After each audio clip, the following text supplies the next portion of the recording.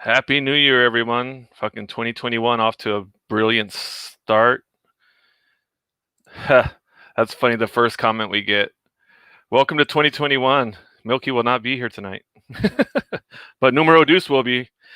How you like that first comment there? Everybody, I'm back in the co-pilot seat. I hope you guys enjoyed last week. I was only in the pit for 10 minutes, but I'm back. This is my shit. I love it.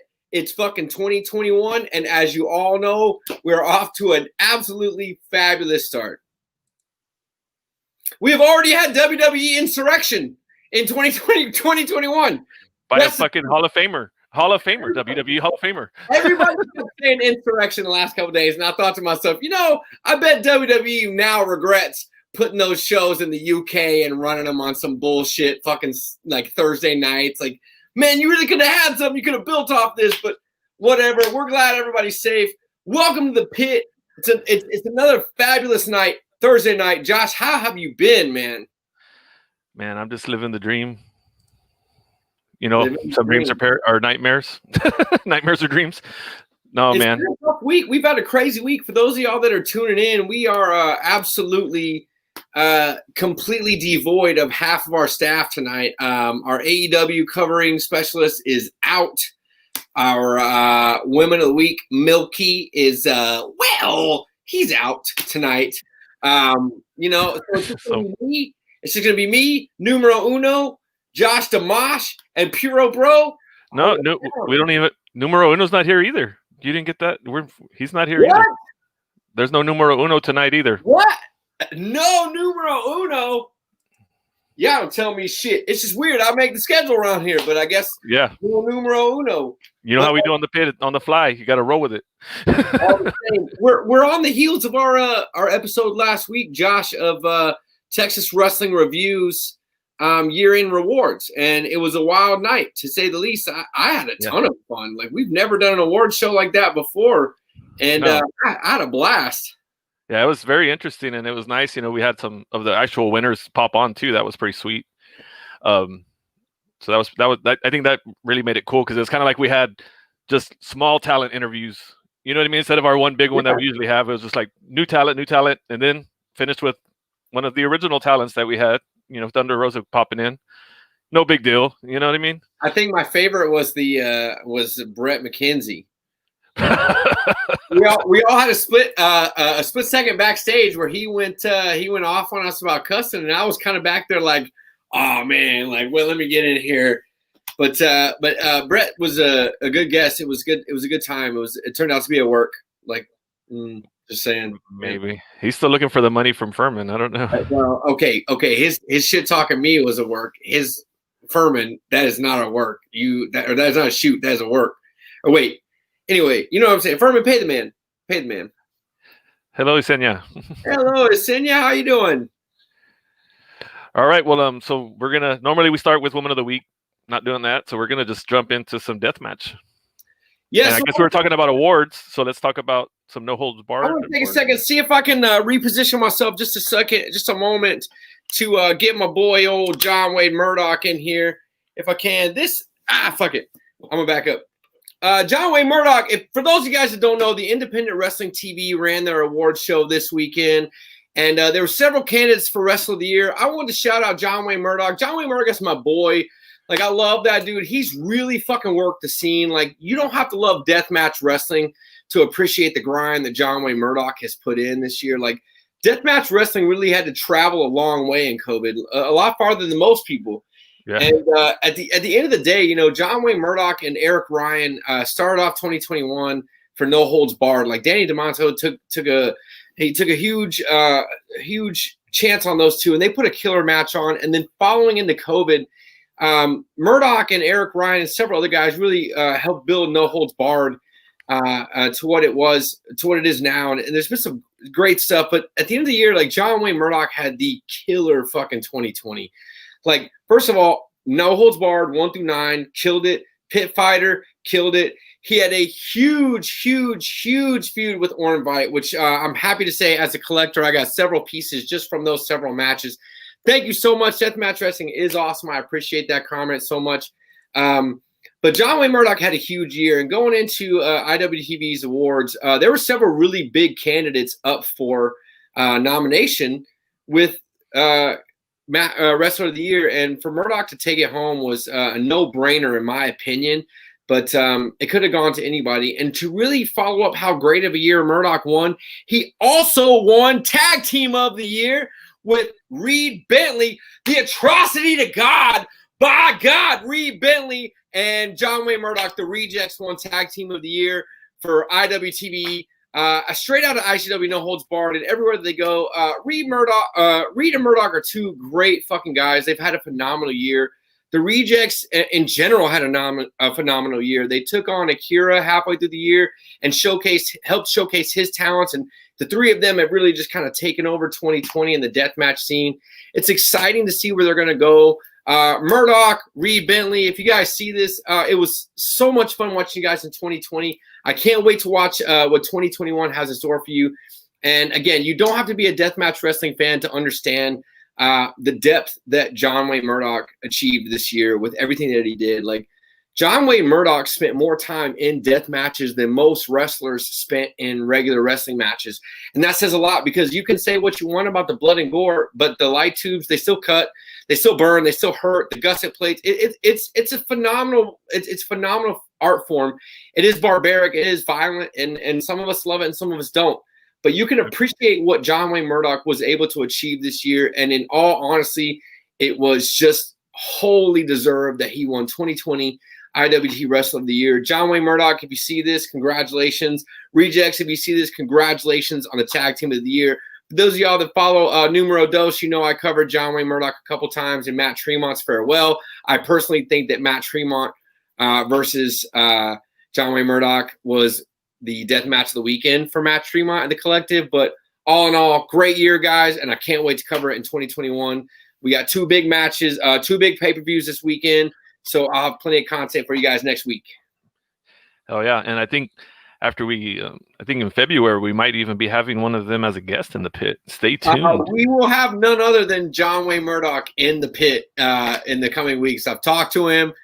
He is all for it. I said, let's finish this lead up to PPW. But John Wayne Murdoch is confirmed. He is going to enter the pit at some point. Write it down. I can't wait for that interview. Stay tuned. So another big thing happened in wrestling this week. Wrestle Kingdom. I think y'all might have heard a little bit about that. You can't be on the internet and not have heard of Wrestle Kingdom this week. Yeah. So our Puro Bro will be jumping in very soon. Looks like he's there, but I don't want to put him in yet. Oh, I think he's ready. He gave me some thumbs up. He's fixing his camera. I think he's changing up some things on us. Yeah, so I'd be nervous. Hey, what's up, guys?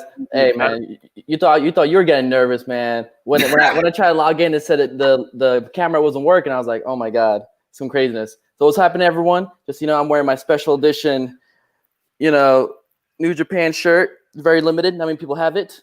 It's a little tight on me, but it doesn't matter. I look good in it. So this was a very historic night for New Japan. So because of some issues, I'm gonna be kind of bouncing back and forth between night 1 and night 2. But let's say overall for Wrestle Kingdom, it was better than expected. I'll say that much. Going into it, it could have gone either way. It wasn't a full stadium full of people. I think it is an awesome shirt. But regardless of not filling up the arena, the Tokyo Dome, the crowd still sounded great. They had actually sticks, those thunder sticks, making a ton of noise. They had a crowd. Yep. Period. Yeah, they had a crowd. Exactly. Period. That had makes a crowd. It better than all the shit we're getting. Exactly. So TV. You know what? And I do want to talk about something real quick, because I'm going to talk about Tanahashi in a couple of minutes, but Tanahashi did his amazing promo, and I want to see if I can find a link, and I'll send it and put it in the group, where basically they ask him, hey, what do you feel about not having a crowd? And he started crying. He's like, I want the crowd to be here. I know this is tough, but don't worry, wrestling will always be here for you. And when you can, please come see us. And he was so great. Tears. Yeah. Oh my God, the best babyface ever. Okay, let's go now. Okay, so we're gonna start off with the pre-matches now. So typically, what we see in the first night of Wrestle Kingdom, they do like a rumble, right? And you'll see a lot of legends show up and whatnot. But this year they did a little bit different. They actually had mostly all talent, and it was for the KOPW, just to be inside a KOPW match for night 2, right? So you can imagine to go back and forth, each typical Rumble stuff. But what's pretty cool is the last couple guys end up being the Young Lions. So those guys that are in their black tights, those are the new guys that are just being built up. And they were holding their own against against Fale and our man over here. I forgot, it doesn't matter. Anyways, but what was funny about this though is, so of course the last person is Toru Yano. So by the time Toru Yano was about to get into the ring, it was only 4 people left that was actually in the ring. So he actually got into the match without actually even getting into the match, if that makes sense. Because the last 4 were in it. Yeah, it was like the funniest thing ever. Actually, you know what? I'm gonna laugh. Like I said, it was the funniest thing ever. It actually was pretty funny. I'm not gonna lie. So, and let's go to night 2. So to the actual match. So the actual match, it actually wasn't that bad. I'm not gonna lie. It was. I kind of laughed. You know, I chuckled a little here and there. They did some wrestling. They started out with the finger pointed doom, where Fale went and did try to do the finger point, but then of course the guys end up stopping it. And of course the 2 Bullet Club guys, they're basically taking over the whole match. In the end, Toru Yano, Chase Owens, thank you very much. Oh, JP, my man. So yeah, so Chase Owens, Texas own, San Antonio own, Chase Owens. Yeah. So I thought he was actually Future gets to the pit. Yeah, Future gets to the pit. Yeah, and I thought he was gonna win, but unfortunately, Toru Yano did the double nut shot, and boom, now he got the KOPW. Oh man, so good for him. I mean, that's basically his title, so works for him. Next, okay. So what was also pretty significant is this is the second year that we're having a Stardom pre-match before the actual event. Unfortunately, it wasn't taped and it's not going to be shown in Stardom World, but it was still cool for these women to actually be wrestling in Tokyo Dome, because back in the day in the 90s, Joshi was super hot and they were having shows like TJP. I think it was TJW. You know what? They're going to correct me. Doesn't matter. But anyways, in the 90s, Joshi was hot and they used to have a lot of Joshi wrestlers. So here in the first match, we had AZM and then the red belt champion Kimitai, who she's pretty hot. I love her. And they're going up against what do you call them? Dona del Mundo, and they beat them in a pretty 9-minute match. But in the second match, you have my girl, who I love, Julia, and she beat Tam and Mayu Iwatani.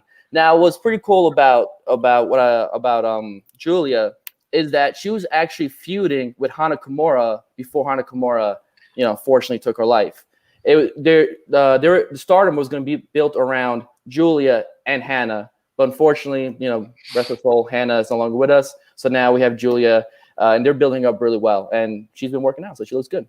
So now let's go down to the matches now. First match, we have Hiromu Tanahashi versus ELP.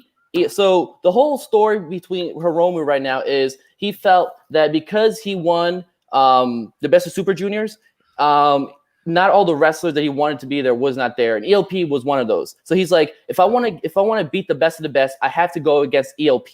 So they had a pretty good match. I was expecting a little bit more, but honestly, the kind of storyline was ELP just kind of being a dick. And then he had a foreign object. So he's actually going pretty old school, where he double stomps his foot and an object goes down to his boot and does allow him to do a finisher, which is super kick now. But thankfully, Hiromu won the match, and we'll go to the next one.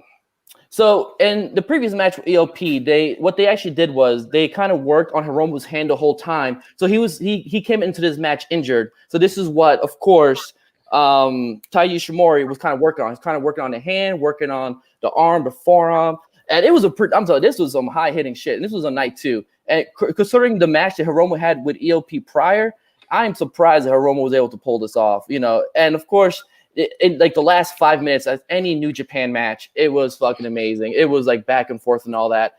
And what's pretty significant is this was the first time they've had a junior heavyweight match as a co-main event of a Wrestle Kingdom, because this is a co-main event of Wrestle Kingdom Night 2.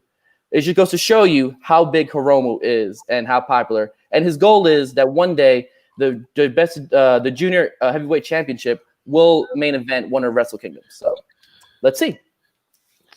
It could happen. Could happen. Could happen. Next, we have here God versus Dangerous Techers. Now, this hurt my soul because Dangerous Techers lost. And it was weird because now we're seeing a much more vicious Tai Chi than before. We're no longer seeing the Tai Chi of running away, kind of doing some bullshit. No, he is like straight up like wanting to fight, which is great. And one of the reasons is because during the tag tournament, God was actually cheated and actually beat Dangerous Techers. And of course they won. Now we got into this match. Now Tai Chi is doing this thing where he's like choking people. He's just like so mad and all that, right? But it didn't matter because God were better heels, or actually were heels, and they actually used Iizuka's hand, which is that little silver thing that you see that Tama Tonga has, and he hit Tai Chi, and they lost the match. And even worse, they took the hand. And now Tai Chi is without his hand. He's depressed. He's angry. Fucking God, those goddamn heels. So good. And this is the first time that God has actually won, and won in Wrestle Kingdom, and they are now the 7-time tag team champions, which means they are the most winningest tag team in New Japan. Yeah, they're on a roll that they've never been on before because they've changed their history in the last 2 big things. Yeah, exactly. Next, we have here. So I was able to put up the picture before. But before we had this match, which is Kenta versus Kojima for the briefcase, our man Jon Moxley showed up in a New Japan ring in the Strong, in the what's the show called? It's like US Strong, something like that. And he's actually showed up in the ring, did a promo, and now he's called like the Pale Rider or some shit like that, right? But what's interesting about this is implying he's actually going to be wrestling in the US in a New Japan ring, which before that was not the case because AEW said if you can be with New Japan, but only be in Japan. So there might be something going on. This might be just a one-time deal, or you might be seeing some beautiful happening. New Japan strong. See, JP, people know JP is like he's another Puro Bro. You know, one day I can invite him, but he's in Florida. So my man, thank you, JP. So we go to this match. Now, originally it was going to be Juice versus Kenta, which, whatever. I was going to be bored. But instead we got fucking Kojima in this motherfucker. And I'm telling you what, I don't know why New Japan still doesn't go on Kojima, but Kojima can still fucking go. This was a great fucking match. I fucking loved it. And of course, Kenta being an utter dick, and they were fucking hard-hitting each other. Unfortunately, Kenta beat him. And of course, he's standing over. And so now this means that Kenta is going to go up against Jon Moxley in a New Japan ring at some point in New Japan Strong. Get fucking excited. Get fucking hype. I'm ready for a hard-hitting match. Yeah. Next, we have Tanahashi versus the Great Okan. Now, this is kind of surprising. I really thought the Great Okan was going to be put over here with Tanahashi. Now, because, mind you, the whole year, the whole 2020 has been Tanahashi has been losing. He hasn't been that good. You know, he's been on a downturn. So even the commentators were saying like, oh my God, we're not ready for Tanahashi to be on his down. We're not ready for Tanahashi to fucking just be down and out. But thankfully, he's a fucking ace. He fucking beat the Great Okan. And that is 1 L for the Empire. I fucking love Tanahashi, man. So good. So good. Yes. Okay. Next. Now, night 2. Mind you, I'm mixing it between night 1 and night 2. But really, I consider one, just one fucking show. Anyways, so yes, it was fucking. You know what? Oh, that was Okan's best match. I totally agree. Next, we have Evil versus Sonata. I totally ate crow because I thought his match was gonna be fucking bullshit. I thought it was gonna fucking suck. And instead, it was actually pretty hard hitting. And fucking Sonata actually showed some fucking fire. And even better, they set this fucking table, and of course, freaking this fucking spoiler. He went and was trying to interfere in the fucking match as usual, but then Sonata went and put him through the table, and then he fucking beat Evil. Boom. That's our fucking winner. It's Sonata. And it's pretty significant because something happens with him in the future, which I'm going to talk about pretty soon. Next. Okay, this is pretty bad. Yeah, oh my God, yeah, y'all on a fucking line. Anyways, so we have the junior tag match. It was fucking Suzuki-gun versus Master Wato and fucking Taguchi. It was a good match. Master Wato actually didn't fuck up. Good for him. He still looks fucking terrible. I hope he can do so much better. But doesn't matter because Suzuki-gun fucking won. Next match. Okay. So back in Wrestle Kingdom 9, the first time I ever watched New Japan, there was a whole bunch of matches that got me. It was the first time I ever watched Japanese wrestling. There was a match, AJ Styles was on there, Naito was on there, Tanahashi, Okada. One match was what got me to fucking love fucking New Japan. And it was Ishii versus Makabe, because it was the most hard-hitting fucking match I've ever seen in my goddamn life. Now we go to 2020. Fucking Cobb versus Shingo. That is this year's equivalent to that. If you want to introduce New Japan to fucking somebody, sure, introduce him Okada, show him Ospreay. No, show him this fucking match. This was Cobb's best fucking match I've ever seen him have. I've seen him in fucking and I've seen him so many fucking different promotions, Ring of Honor, fucking so many other fucking places. This is the best match I've ever seen him. Oh my god, I've seen his match twice. That's how much I loved it. It's the only match I've seen twice because it was so hard hitting. And of course, Cobb shows you why he is the master of suplexes, because he was suplexing his fucking Shingo all over the fucking place. He did a belly to belly, and he just fucking, without even moving, he just fucking tossed the motherfucker. Like, how the fuck are you that strong? Fuck. But unfortunately, he ate his Wheaties. Yeah, right. He ate his fucking Wheaties. Yeah. But unfortunately, Shingo won. So this is the second L for the Empire. Next, I was gonna say, watch his fucking match. Watch his fucking match. But now we have Okada versus Ospreay. This was a fucking 5-star match. This was classic. This is gonna go in the upper echelons of the fucking best matches in fucking Wrestle Kingdom and New Japan. Like, back 4 or 5 years ago, Okada said when he brought young Will Ospreay, in 4 to 5 years, he's gonna be the best wrestler in the fucking world. This match fucking showed it. Fucking Ospreay and Okada, like, it was so seamless. Those who fucking think that Okada's washed up and all that, shut the fuck up, because he still fucking has it. He's still the mantle of the best fucking wrestler. And who's number 2 is fucking Will Ospreay. He's no longer the aerial assassin. He's a fucking assassin. He's a goddamn fucking heavyweight. And this match fucking showed it. Unfortunately, Ospreay lost. And actually, Okada went with the Rainmaker, which he hasn't pulled out before. It's been a while. The reason he did that was because Will Ospreay fucking had the audacity to do the Rainmaker on Okada. So Okada was like, fuck you, I'm gonna hit you with the fucking Rainmaker. And he fucking got the 1, 2, 3. And in the comments, Okada said, you know what? It took a while for me to beat Tanahashi. This is just the beginning of the Ospreay and Okada saga. Whew. Ooh, get chills. I love that. Yeah, that's what I'm talking about. Wrestling. Yeah. Yeah, so this was the best match of both nights. Okay, now we have, finally, Ibushi versus Naito. Okay, so again, it was just kind of stupid because, again, Ibushi lost the briefcase. We're not going to talk about that. But what we're going to talk about is this is actually the safest match I've seen Ibushi and Naito have. They did not fucking break their necks. Like, in the previous matches, we're like, oh my God, they're going to fucking kill each other. They actually didn't. It actually was, it was a really good fucking match where them killing each other. And unfortunately, Naito had to take the L. But in the end, Ibushi finally got the fucking win. And now he is the only Grand Slam champion of New Japan. He's won every single fucking belt in fucking New Japan. Yes, he has. Maybe not the never open weight, but it doesn't matter. Every other fucking belt he's fucking won. But yeah, so he's already officially champion. But after this match, Jay White came out and said, you know what, you ain't fucking champion. You got 1 day because I'm going to fucking beat you. Go to the next day. That's fucking predicted. Ibushi versus Jay White. It was fucking insane. I fucking love this match. Jay White continues to show why he's the best fucking heel in the business. But what was interesting about this is, the last 10 minutes, Ibushi was just kicking his fucking ass. It was like Ibushi was exercising the demons, because Jay White has been the guy that's been in his thorn the whole time. He beat him last year at Wrestle Kingdom. He beat him from the fucking briefcase. So yes, it made sense why he lost the fucking briefcase. I still don't like the story, but in the end, it actually worked out because it was fucking great. Thank you, fucking Ibushi and Jay White. And now Jay White's doing this fucking storyline, which we're going to talk about next. Oh, and after Ibushi came out, Sonata came out and said, I'm going to fucking beat you. So that was Wrestle Kingdom. How much time do I have? You still got plenty of time. Okay, cool. Okay. No, keep going. I got more pictures.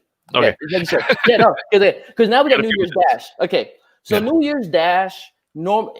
I've been spoiled in the past. New Year's Dash to me was always like, oh shit, what's gonna fucking happen? This is where they set up the storylines. It's like the Raw after. Yes, he did. Thank you, JP. See, my man. See, yo, JP. Hey, from now on, I need you to come on because you're my fucking wingman.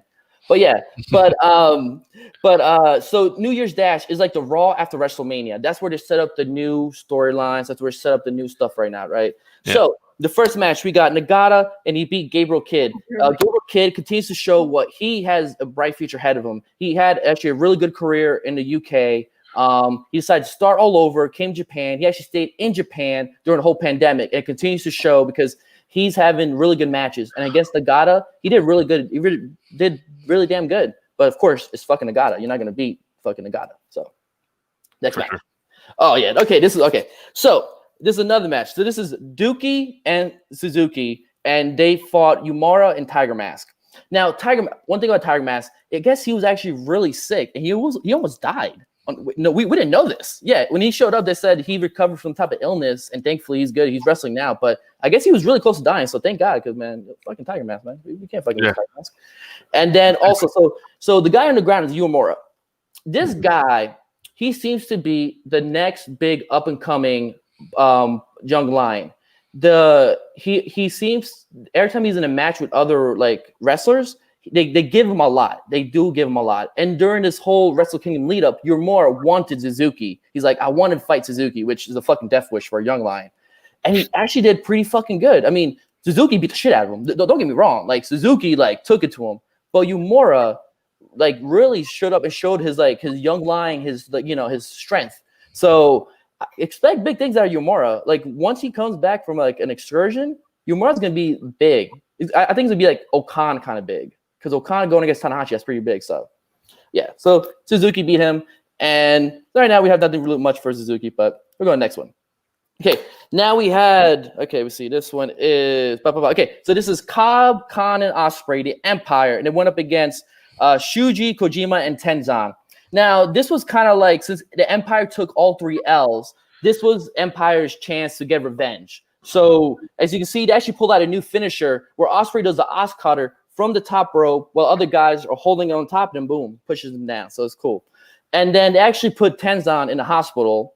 So now Tenzan is no longer with the Master Wato, right? And Will Ospreay, did a promo saying, you know what, Empire, this is just the beginning. This is going to be the Empire's year. So this is good. I think, and what I love about the Empire, which I was worried about too, is they're winning without cheating. There's no interference. There's no bullshit with referees. Like they're actually just beating the shit out of people. Either lose or they win, but they're doing it like you can be a heel and not do that bullshit like Evil does. So This is very exciting. So yeah, so watch out for the Empire 2021. Will Ospreay to be doing big things. Next, now we have there's a whole bunch of fucking people in this fucking match. So you have ELP, Ichimori, God versus Suzuki Gun. Now this set up actually two matchups in the future. So God is still going to go up against the Dangerous Techers. Again, they won again with the fucking fingers, and of course Taichi's upset because he wants those fucking fingers. He can't get them, and not only that, now we have new contenders for the junior tag team champions because now Ishimori and ELP are actually going to go up against Suzuki Gun to get for the junior heavyweight champions. So, yes. Okay. Next, we have this is another fucking long one. So this was Master Wato, Sho, Rocky, Tanahashi, and Ibushi. Actually, no, this wasn't it. This was actually Chaos versus fucking some other fucking Bullet Club guys. Not much can come from it. The only thing is, so Jay White again lost. So now Jay White is kind of like, he says he's done. So right now he did his whole promo where he's like, you know what, y'all don't appreciate me. I've been away from my family. I've left New Zealand. I'm tired of this shit. This might be my last fucking match. So now we're doing this weird thing with Jay White where I don't like, because I would rather see him be just a heel because he's a fucking awesome heel. And if he's no longer a heel with fucking Bullet Club, Evil's gonna be next, and he's gonna be the fucking leader. And that's fucking lame. I don't want to see that. No one wants to see that. But as you can see, Okada's going up against Evil now. Yeah. And it's the thing. His promos are so sad. It's really good. You should check it out. It's a good promo. It's just so sad for him. So like, no. Okay. Yep. Okay. Last one. Okay. Way over. That's what I asked y'all. Okay. So the last match doesn't matter, but it set up a whole bunch of good matches. It set up Shingo versus Tanahashi, right? That's going to be fucking awesome. Tanahashi's never won for never open weight championship. You're going to have Ibushi versus Sonata for the heavyweight championship, and you're going to have Sho versus Hiromu for the junior tag team championship. So there you go. As I told y'all, man, y'all got to keep y'all. I know, and I said no, and Brad said yes. So yeah, you listen to Brad. I thought he had a little more time. My bad. no, it's all good. You have a great guest. I'm a big fucking fan of his, so I'm excited to see this interview. So, anyways, that was New Japan. Thank y'all. Hopefully, y'all y'all enjoy. Hell yeah, it. yeah. And hey, deuces. Peace. So before our guest comes on, I mean that was a lot, but we got to keep it moving because you know how we roll. 20 minutes of New Japan. 25, but anyway, is what it is. We're rolling. It was great though. I mean, he could have gone on for 20 more probably because he fucking knows this shit. Y'all, we've been promoting the PPW show and want to get a little bit of that in before the talent. Well, that'll lead into the talent because he's the main event of the PPW show that we've mentioned. He's going for the men's heavyweight championship. Right, Maddie.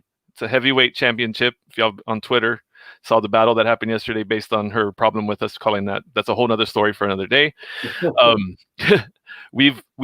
first match we announced was when we had Luchador Insane on, and I announced who the referee was going to be. If y'all were at the drive-in show, y'all saw that Panda had to come out, and then Insane blamed him. So the Panda's requested some time to speak his mind because Luchador got to speak his mind. Oh no! So let's welcome into the pit Bandita himself, Panda Ref. Welcome. Hello. So you heard about what Luchador Insane said. You've heard now you're going to be the referee for the rematch. So what do you think about that? Man.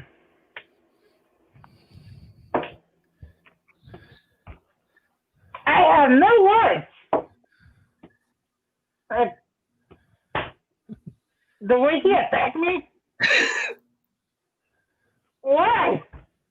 Because you didn't call the match down the middle. I was just doing my job. Doing his job is what he says. No. So how do you think it's going to be now that because you weren't actually the referee of that match. You came in, took it upon yourself, for the record, to get into the match. Yeah, you were trying to help. Okay, I guess that's what you said. That's what you told me when you came back too, because I was kind of wondering, because it's my company. But yeah, you took it upon yourself to do that. But Insane did his thing, so I just felt to give you a chance. I mean, I'll put you in the match for the rematch. Are you going to call it down the middle? I mean, how are you looking? Of course. I mean, I'm going to be partial. I don't care if he hit me in the head with a fucking chair. Well, I'm still going to do my job the best of my abilities. Yeah, I mean, he hit you in the head, the back, the stomach. Hit you everywhere. I mean...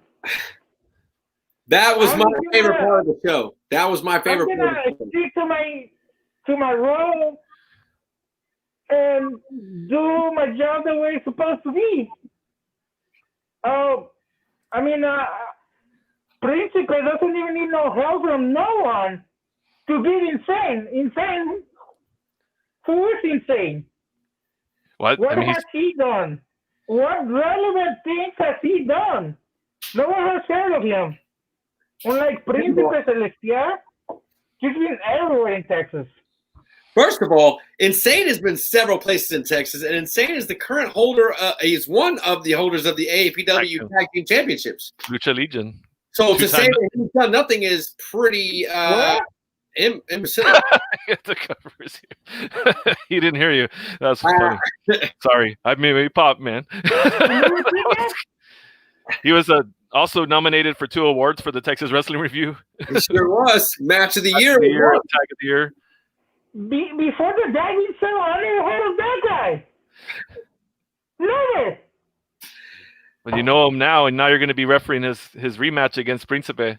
And I cannot wait till he. Are you nervous? Are you nervous?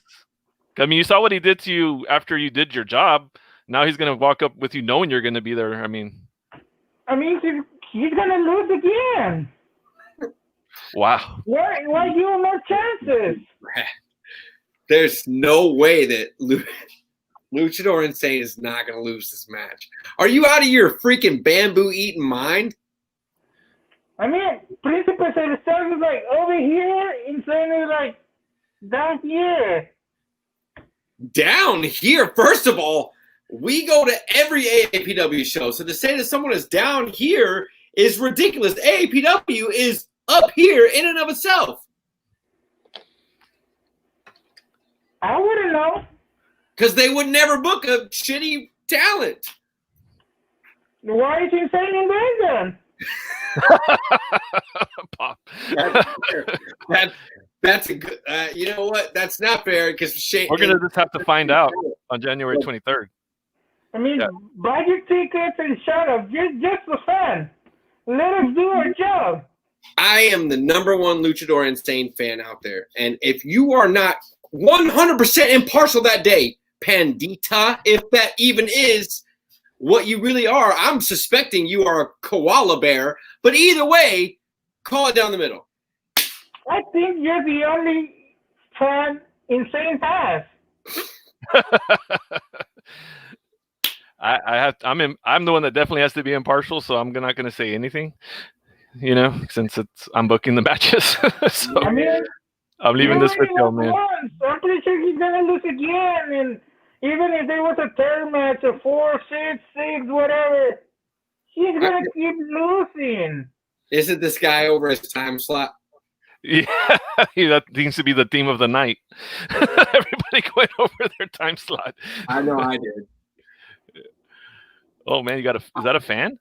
That's a fan. That's probably him. That's probably you, Panda, isn't it? Hi, Mom. It's a fan nonetheless. My mom's not on, so I guess his mom loves her. It's not my mom. My mom is the number 2 Luchador Insane fan out there. Yeah, my mom doesn't even watch the show, so she's not even to Josh the Mosh. Your mom doesn't need to be watching those nasty, ugly, no-skill luchadors like Insane. She deserves better. Like who? All right, Bandita. All right, well, we appreciate you, man. Thank you for popping in. We'll see you January 23rd. Thank you so much. Thank you, sir. Well, I guess we know. I know I got you pretty pissed off with that numero dos, but now I'm going to make it up to you because now I'm going to bring in our guest. How about that? Man, I'm ready for our guest. You know, I'm a big fan of our guest. I guess, and let's welcome back our guest that's been in the pit before, and you're going to like how his name is there. Hey, and new. What's up, baby? How are y'all? New, baby. What's happening, man? Welcome back to the pit. One of our first repeat full-time talent guests. It's good to be back. Thank you guys for having me back. I think last time I was here, I was at a Taco Bell eating Taco Bell in a drive-thru talking to you guys, wasn't I? Yeah, you were ordering it and eating it. Yeah. It was flex of how I stay in shape. Compliments of Alex Zane. And I think that was one of the first shows that Numero Dos actually joined me to do an interview. So here we are. Yeah, so we're like full circle here. Happy reunion. What a wild year it's been. Like Chandler Hopkins, I mean, 2020 was crazy for everybody, and going into 2021, it's even more. What's going on with you at the current moment? 2020 has been crazy, I think, for all of us. It was not a normal wrestling year, and a lot of us were not sure actually of what was going to go on, if we were going to get to wrestle, if we were just going to have to sit at home the entire time. But fortunately for me, I was able to wrestle quite a bit. I think I added them up the other day. I only missed a total of 10 weeks the entire year last year without wrestling. So Matthew Garrison, pew pew, baby. But yeah, 2020 was still very busy for me. I got to do a lot of cool stuff at the beginning of the year. I had wrestled in MLW where I wrestled low key, and then shortly after, everything kind of just went to hell, as we know. But since then, I've just been grinding, keeping my head down, really trying to focus on what's to come in 2021. I didn't really count 2020 out. I think a lot of people really did once they heard the COVID and events were shutting down. But I took it as an opportunity to really focus on me and work on myself, and really keep training. And we come up here in Sherman, Texas during the week several times throughout the day where I'm currently at training, and we still put in the work. We did it all 2020, and it allowed me to stay in shape and get some opportunities outside of wrestling and inside of wrestling at the same time. So 2020 wasn't all that bad, I guess. But, there was always the cases of hearing about friends that have had COVID or, like family members not getting able to go see certain people because you don't want to get them sick or, just the normal. And it was really weird still going to shows while being cautious and stuff as well. But I took very good care of myself. Hand sanitized, wore a mask while I was at events. Tried not to shake people's hands. It's kind of a thing, as y'all know, whenever you're at a show, like we shake each other's hands just because to show that sign of respect. Sure. I did a lot of, fist bumps or elbow bumps or just kind of like the salutes this year.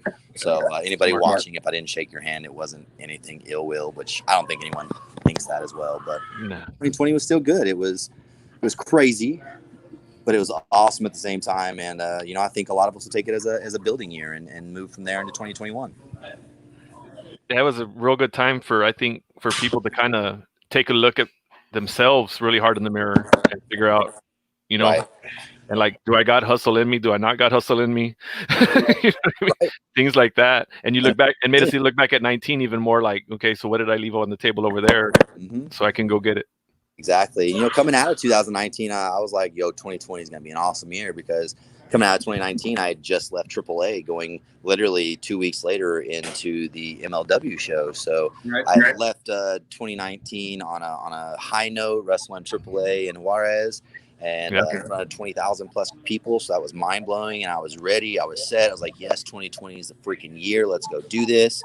Boom, had an MLW, had an awesome match with Low Key, got to talk with MLW for a while, was on the radar, still am, and then boom, all of a sudden everything was kind of going to hell. So it takes a certain type of individual, and I think we all realize, those of us who pay attention in wrestling still as it was going on, especially here in Texas, we all realize kind of who was, still making waves and who was putting in the work.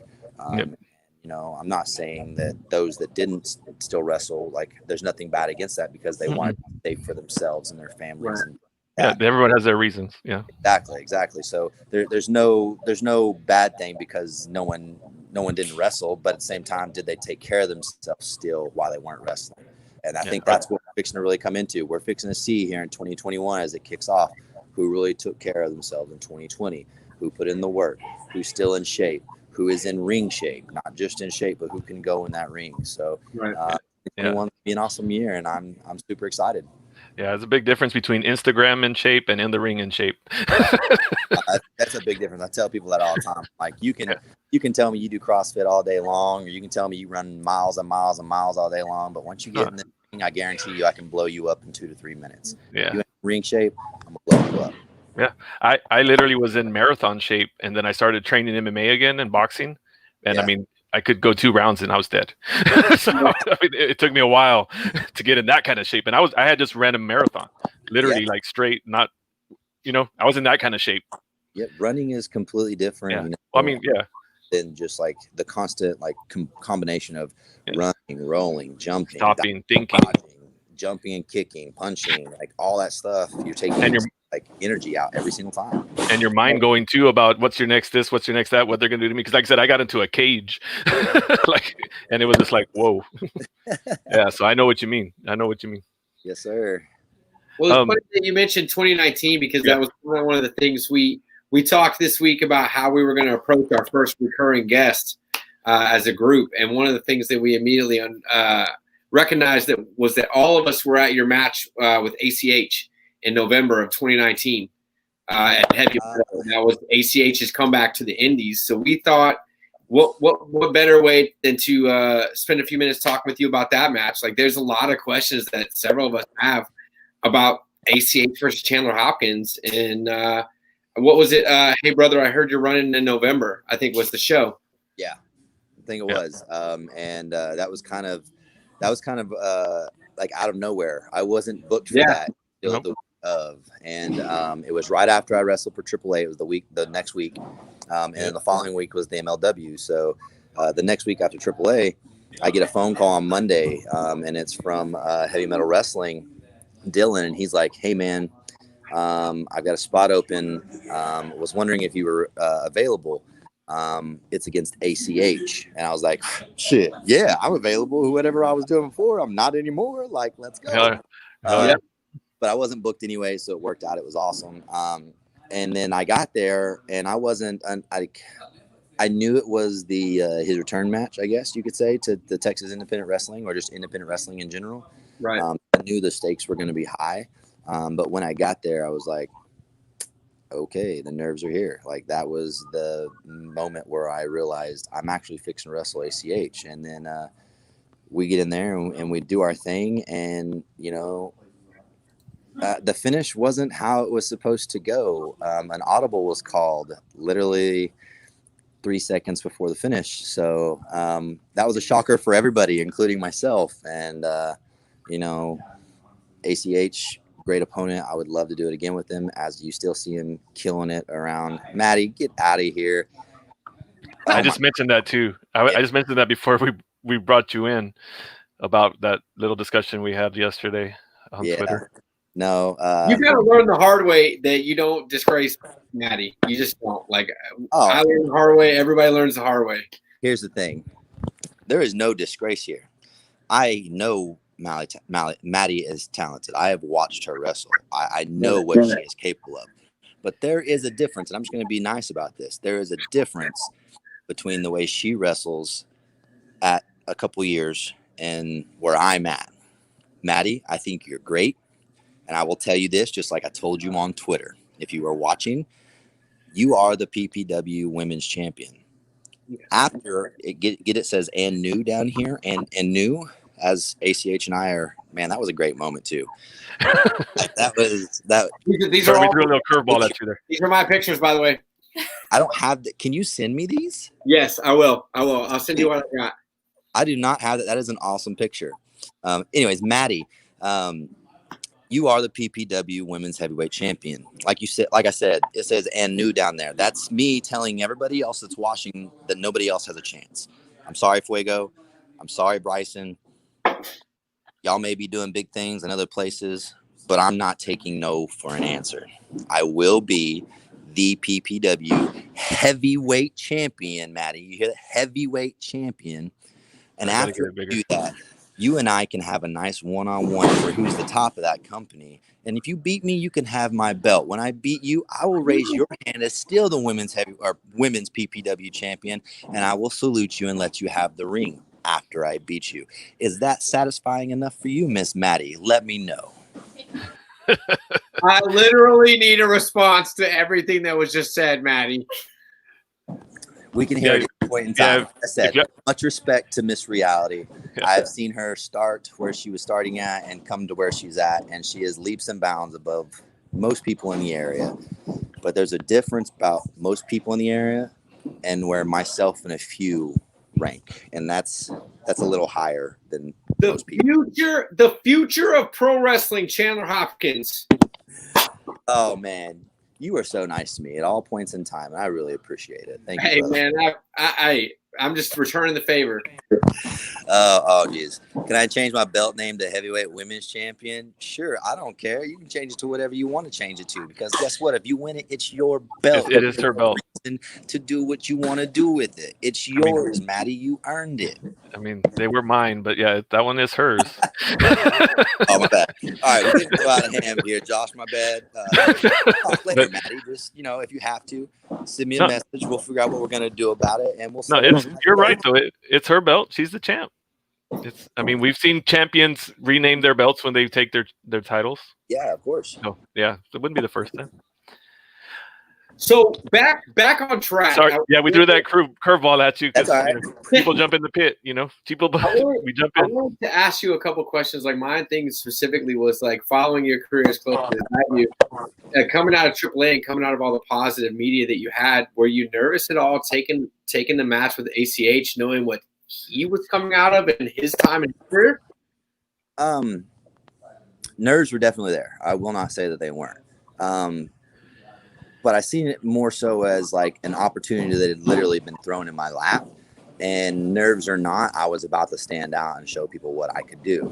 Right. But I respected the fact of where ACH had just came from. Albert is an amazing athlete. And we've all, I think, seen that hand in hand with ourselves.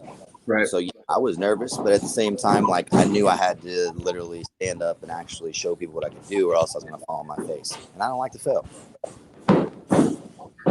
Yeah, and I mean, I remember everything you put into that match too. After we were luckily able to get kind of your first thoughts, we kind of assaulted you after the match and went and took up your space. As you know, me and Brad darted right to you, and you know, it's moments that conversation's some of the like probably best moments I've had as being a wrestling fan like ever. Well, not only that, and you Chandler could see didn't have a ton of fans in the room that night. Like, and it's not to say that Chandler Hopkins himself didn't have a ton of fans, but ACH coming from where he was coming from and coming back to Texas, like absolutely the underdog from a fan base in that room. Like, I think Teague and I were the only people really pulling for the young gun in that crowd. That was definitely different for me. That was something that I had to learn, like literally on the fly, because I'm not used to going somewhere and like just not being chanted for. Like I'm usually the babyface everywhere I go, and people know who I am, and they know that okay, cool, he's a good guy. We're going to cheer for him. Awesome, whatever. He's awesome in the ring. He can do these cool things. Mm-hmm. But I don't think I really realized in that moment once I stepped through the ring, like, oh shit. This is real now. Right. These people have followed him for years. And then we got this nasty hoe over here. Sorry, I smelled them. Sorry. Yeah, that dude. But then it was just one of those things where like a light bulb switched. And I was like, okay, I am not going to be able to just woo these people over being a baby and selling. Like I'm going to have to put in some extra stuff in here, which we did. We put in some here and there. You did. Going to have to get them behind me. And like y'all said, I think you two, maybe 3 or 4 people total were cheering for me before the match started. And then about the middle of it, more people were starting to come with me because, you know, I was taking an ass beating, but still fighting back. And then that whole maybe last 3 minutes, that whole finishing, spot that we did together, I think that's really where everyone was just like, okay, cool. I don't care who wins at this point. Like, this is awesome. Yeah. And of course, the shocker, which was a shocker to everybody in the room except for ACH. Like, except for ACH. That was nuts to me. Or me. I completely believe that you were going to win that match. 110%. I just want to say that right now. If you watch the videos, I am intensely 100% behind Chandler Hopkins. Yeah. Man. I drove from Kingsville to there and back that night. Like I didn't even stay the night. Like I went to watch that match. I drove still from there. It's 5-hour round trip. So. Okay. That's almost as far as you had to drive to get there. Hey, I love that. Thank you for showing me the support, brother. I know you didn't do it just for me. There were so many more people on that card that were talented. But that's why I went. Hey, I'm straight up, bro. I was working 2 jobs. I think I had to pay a dude like $30 to get the night off to work. Yeah. We came out there just for you, man. Like 100, not to be a fanboy or a mark. Like, legitimately, that night we were coming out there to see that match. Man, I mean, it was a good card, but yeah, I wouldn't have even looked at the card if it wasn't for what was happening. Yeah, and then we had you as a guest like the next week in the pit. Too, so, it was crazy. I think that was the week because it was right after everything had kind of blown up, and the MLW thing was getting bigger and bigger, and they were starting to promote me instead of just, hey, this is another card on here. Yeah. And that's whenever I think a lot of people took notice of, oh, MLW is actually pushing this guy, and he's not even signed with them, and he's facing low key and. What the hell's going on here? And, it was crazy because my phone just had not stopped. It just was nuts. I woke up literally one night I went to sleep and I woke up the next morning and I had over 200 plus notifications on just my Facebook from all the likes and the comments on that post me and MLW. And I was like, oh shit, what the hell's going on? So I had to look at it and that seemed to keep pushing. And I was told the week of that they were going to offer me a contract. So I went in with the mindset of understanding and knowing that they were going to offer me a contract. Right. So I knew what the stakes were. I knew what I had to do, and I went in with that mindset. And, afterwards, it was crazy because I had been offered the contract, but Loki had already told me that. But like beforehand, we even wrestled, he was like, hey, this is what's going on. This is where we want to go with you. And he was already talking to me like I was part of the roster and I hadn't even signed anything. And I was like, oh, what the hell's going on here? So right after my match, everyone gets with me. They send me emails, get me all the information, and they told me to sit on it for a week. I did bounce it back and forth, and like I said, I told you guys this I think before. I decided to decline it. It just wasn't where I think term-wise, I just didn't want to sign for that long because I am a little older, and you know I like MLW, and I would love to actually go wrestle there, especially with all the talent there. So much talent. Yeah. For me, it's one of those things of like if you're going to offer me a contract, like I want to believe in you as much as you believe in me. Right. So if you're just saying, hey, this is what it is, this is what we're doing, we're not like budging or moving, that's showing me like you want it your way the entire time. And like I want you to show me that you care for me too. So I told him, I gave him a couple of years lower and told him, hey, at this price, yes. All I was wanting was, you know, maybe, okay, let's meet in the middle. All right, sweet. But it was one of those things where they didn't want to meet in the middle, and it was all right with it. I was okay with it. I thanked them very much for the opportunity, and you know, it was not sitting well on me to say yes to them, so I didn't. And then of course 2020 happened. So who knows what's in store? Like I said, 2021 is right around the corner, and I put in a lot of work this year. I've got some big matches coming up. Next Thursday, I wrestle Will all day. Yep. Oh my God. Then I'm at Texas Pro that Friday, and then the next week, I'm at PPW. After that, hey, who am I wrestling there? Right, it's me and Fuego and Bryson Scott. You know, in a triple threat match for that championship. And, heavyweight championship. Yeah. Hey, and new, just get used to saying it right now because I'm gonna tell everybody right afterwards. And new, like everyone thinks I'm joking. I ain't joking. I'm coming there for a reason. Fuego del Sol, I love you, bro. We literally broke into this business with each other. Our first year and a half, we did nothing but wrestle each other all the time. Bryson, I've been in the ring with you many times. We know each other like the back of our hands. All three of us do. But they also know I'm not taking it lightly. But I know they're not taking it lightly either. Who's going to have the bigger heart? Who's going to want it more? I guess we'll find out in a couple of weeks. But, you know, Fuego wins by default. Nastico, I need you to do me a favor, and I need you to get the hell out of this conversation. Last I asked for your opinion. Thank you. Yeah. I need to quit putting his comments on the thing. I'm sorry. You know, I said it the other day. I think this match has the chemistry to be a recipe for disaster in all good ways. This has every element to be a banger. Like you said, you three know each other very well. There's going to be a lot of just countering, over the top, high flying, like just fight style, man. And it's going to be a good match. Like this one's going to be solid. I don't plan on this one being a very slow-paced match. Everyone in that ring is go all the time, and when you get multiple people in a ring that are the exact same way, it gets even crazier and faster. So all I'm going to say is that tornado DDT is not hitting me. I love it. And just so that people I left this up here because you were saying how you're going to be announced, and the voice of PPW is Terry Depp, Hollywood Terry. So I figured what good timing that was that he just jumped in to say good evening, because he would be the one saying announcing the winner. Hey, okay. Well, hey Terry, just do me a favor. Get ready.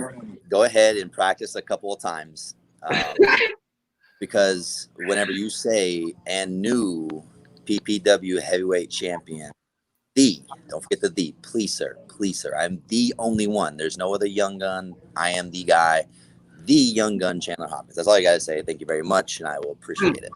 But yeah, that's my thoughts on the PPW situation, and I've known about this date for a while. Actually, it was a couple of times, wasn't it?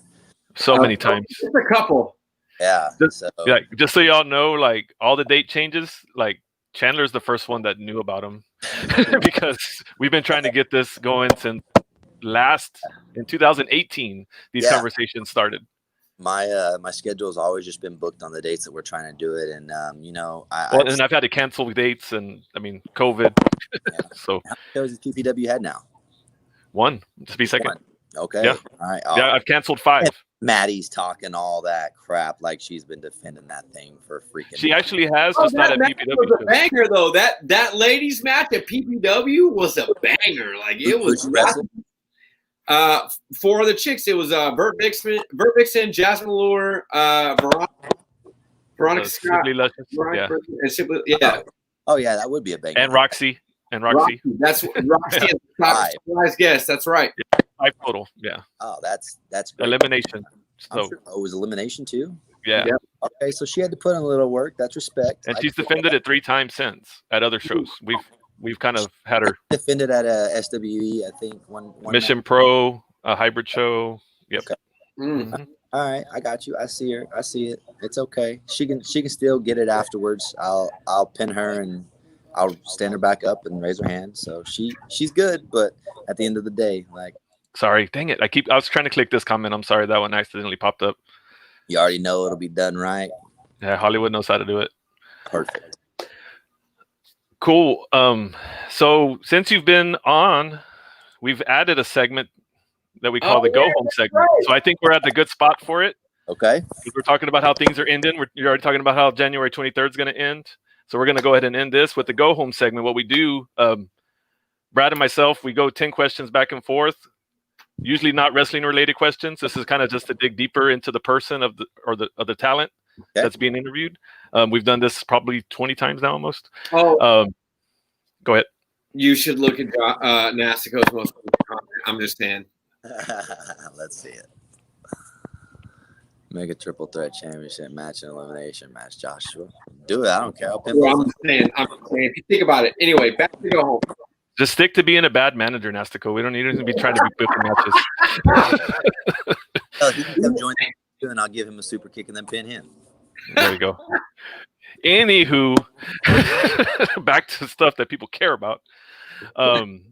Yeah, we do 20 questions. We go back and forth. It's a like quick hitter. We say it's like a 5-second, but like an AEW 5-second count. So you got a little more than 5 seconds to answer them. But we try to just keep it moving. It's 20 questions. So are you ready to go home, Chandler Hopkins? Dude, I'm ready to go home. I'm hungry. All right, man. What number planet out of the 9 is Neptune? 4? No, we don't know the answers either. But no, it's not 4. I don't know what number it is. It's not 4. Mars is 4. Okay. Blue or red? Yeah. What was that? Red. Slipknot or Britney Spears? Who was the first one? Slipknot or Britney Spears? Oh man, Britney was in my heyday when I was younger, but I really like Slipknot. I can work out to him, so let's go Slipknot. All right. What's the fastest you've ever driven? I know you still work at a racetrack, so I don't know if you ever got behind one of those cars. Yeah. But the fastest I ever got was on a motorcycle, 172 miles an hour. Holy crap. Okay. Damn. My bad. I thought I was a badass at 110. Like, holy shit. The only thing that stopped me, quick thing, the only thing that stopped me was a rabbit rolled out in front of me, so I had to tap my back brake, and the back tire does this number, and it straightened out. That was the only reason. So, yep, I'm done with that. No problem. Do you believe in the Bermuda Triangle? Where everything gets lost and no one can find anything? Yes. Fair enough. Lake or river? Oh, side question. Am I rafting or am I getting to be on a boat with inner tubes? Oh. That depends a lot, man. I know that changes it all. That kind of makes it another question. I'm going to go with lake. Cool. When you are walking between floors in a building, how many steps are there normally between floors? Let's see. Usually it takes at least 2 little flights to go up to the next step. I would say there's maybe 10 to 12 in each. So let's say 20 to 24. That is correct. 20, 22-ish is what most people listed as. Gotcha. Is cereal soup? Cereal for sure. 100%. No, is cereal soup? Oh, is cereal soup? No, cereal is not soup. Okay. Speaking of cereal, what time do you normally eat breakfast? First sign of daylight, pretty much whenever I get a chance. If I wake up, it's usually straight to the kitchen. So I'm usually up anywhere from 8 to 9 in the morning. Okay. Where's Waldo? I've been trying to figure it out for years, bro. You tell me. When did you stop believing in Santa? What? I'm sorry. Did you say butt? No, I said what? Oh, okay. So when What did do I you mean? start believing in Santa? I'd say probably around 12, 13. All right. I mean, I don't know what y'all are talking about on that one. What's the last show you've binge watched? Oh man, everyone's gonna laugh at me that's watching this, but me and my girl are stuck on it, and I'm still binge watching it. I'm on season 10 of Grey's Anatomy. Oh, it's good. It's good. Oh man, Grey's is the shit, man. It's pretty good. I'm not gonna lie. Who's You the take better? God's word for it. Who's the better sheriff, Woody or Andy Griffith? Woody. I knew that one. Favorite Pop-Tart flavor? Ooh, strawberry. The best one. Is it frosted or non-frosted? Frosted, 100%. Oh, absolutely, absolutely. Figured. Got to make sure. Where were your keys the last time you lost them? Last time I lost my keys. When did I lose my keys? It's really hard for me to lose my keys though, because I have a fanny pack that I wear, and every time I take them out, they just go right in there. I would say probably the last time was whenever they fell down beside my nightstand between that and my bed, and I just didn't see them forever. And I literally just tore my room apart, moved everything, and seen exactly where they were at. And if I would just got on my hands and knees and looked underneath my nightstand, I would have found them. What's invisible but you wish people could see?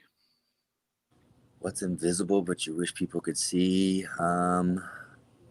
Strength, heart, passion, something like that. Oh wow, cool. I like that. That's a good one. What's your favorite Chef Boyardee flavor? Oh man, I haven't eaten Chef Boyardee in a long time.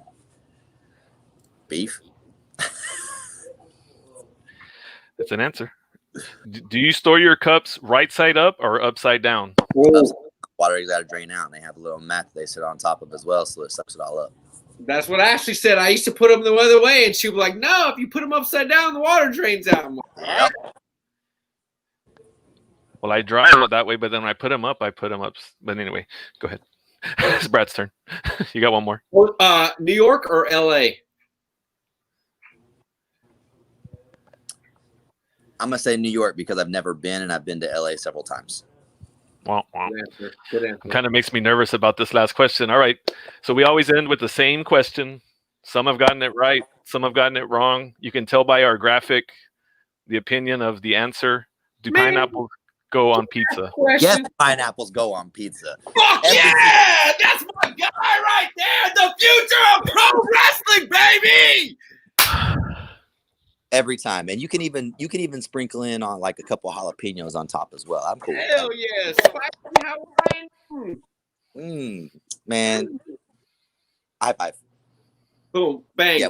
high five. Whatever we're doing, fuck it. That's the COVID method this year, though. Everyone's like, "Hey, man. oh no, can't put." I was asking everybody what they were. I went to a few shows. I was like, "What are you doing? Are you high fiving, fist pumping?" It's strange. I don't envy being a wrestler because you're the receiver of it all. I'm just one guy being like, "Do you want this? Do you want this? Do you want this?" It is it's definitely stressful at times, but at the same time, I just try and do what's best for everybody else. And I usually try and kind of ask after, like, if there's like a fumble or mess up where we do something like that. I'm usually like, okay, what do you really want to do? It doesn't matter to me. So, Teague, are you okay? Josh, are you okay? Heartbroken. it's because of the pineapple, isn't it? Ask him who he lost to last week. Thunder Rosa last week told him that he I'm pineapple. on a streak, man. I'm on a bad streak again. Thunder smart. That's why. That's what I said. That's what I told Wow, him. now I feel Big attacked. sister, we're gonna of course have the exact same opinion. You should have just known that. I'm rethinking everything. I'm Man. rethinking everything. That's no, right. don't rethink shit. This We'll is the sit down later, Josh, and I'll discuss. champion, heavyweight champion, Chandler fucking Hopkins said pineapples go on pizza, Josh. I don't know if you can hear me, but pineapples go on pizza. And new. Push that aside. Thank you so much again for coming into the pit. Yeah, no It was a problem. pleasure. We went over on the time, but it was just so much fun. We didn't want to stop. So thank you for your time. Cool with it. Thank y'all so much. I really appreciate it. Thank you. Hey, always a pleasure, young gun. Can't wait to see you next time. We'll see y'all We'll see you next week. soon. We'll see you Later. See you, baby. What a great ending to that interview, man. Ugh. Must be tough to not be, Right. have a palate. Man, I'm rethinking everything. I know you are, bro. So what do you got for us, T? What do you got for us to close us out? We kind of ran a little bit over. I think we got something special at the end. Yeah, I mean, some of it I'm going to save, but there's one I did say on social media I was going to announce the last match announcement. We've announced 6/7 of the card, so we have one more match to announce. I'm kind of stoked to see what people think about it. So for those that have stayed tuned in, we're excited. Oh shit! You brought Alex Arsenal. Alex Arsenal versus ASF. Oof! This is going to be the card for the ages. I mean, I don't know. I think it's that could be the match right there that steals the whole show. I agree. You said that earlier, and I didn't believe in that. I know. Just so y'all know, I teased because he didn't know. He didn't want to know, and I told him, and he said, "So you think you're going to announce a match that might steal the whole show?" And I said, "Yeah, I'm pretty sure." And he's like, "You got Maddie, you got Chandler and Bryson booked, you got Richie and Dill." I'm 100% kayfabe. I ran down the list of Josh's peeps, and he was like, "No, trust me." Yeah, and like y'all know, like those are my family. Like those are family members that he's mentioning. Right. Yeah. I think this is the match that could steal the show. I'm excited about this one. It's gonna be a card. I can't wait. I got my PTO approved today. I'm excited about it. We're ready. We're ready, man. The whole Baracho crew's coming. That's the other thing I meant to tell you. The whole Baracho crew's coming. It's going to be wild. You better get you're going to need security. The whole Baracho crew's going to be there. We're bringing a lot of beer. We will be nice as we can. There will be security. Because I do want to use this venue again. Like this is the DPW arena. Hey, we behave. We'll be loud. Yeah. We'll be proud. Shut up, Nastico, you fucking idiot. I'm not putting his crap up there anymore. Don't put that shit up there. He said he's crashing the show. He's full of shit. Like, he ain't getting in. Like, I'm extra pissed. Even though he's trying to say because he's agreeing with the pineapples and all the stuff or whatever. No, you're not getting into the show. I don't care whose ticket you buy or who buys you a ticket. Cares about you, Nastico. Be quiet. Yeah, he's not. Oh, that's a great question. Somebody that's not Nastico asked, is the event BYOB? Sorry, no. Ooh, tough. Bring your dollars. We got bills to pay. Yeah, sorry. But there will be cold beer. Bring your dollars. We'll have beer. There'll be beer to buy. Yep. And then there's a huge parking lot for afterwards. And we know how the Baracho crew rolls after shows. Yeah, we'll be in the parking lot afterwards. Hey, man, I heard Mark the Mark may or may not be in the building. I mean, Principe Celestial will be there. Hopefully this time he'll keep his hands down. Just saying. There he is. There he is. Good old Julio. Keep your hands at your side when you're taking a job, Julio. And this is in regards to Nastico trying to sneak his ass in. I hope y'all know how big Hollywood is, too. Like, he ain't one to be messed with, and he's bringing a kendo stick, too. Ooh! You can't come in shoeless, with shoes, boots, on your hands and knees. You're not coming in. Not at all. We'll be on the lookout. Anybody that smells bad has got to be you. You won't get in. Yeah, easy. Done. Cool. Well, we're like super way over on time. So we're going to wrap it up on that stank note of Nastico's stank ass not coming. Wait, why is this not working? Uh-oh. Tech Man 2021. There it is. See you later, guys. See ya.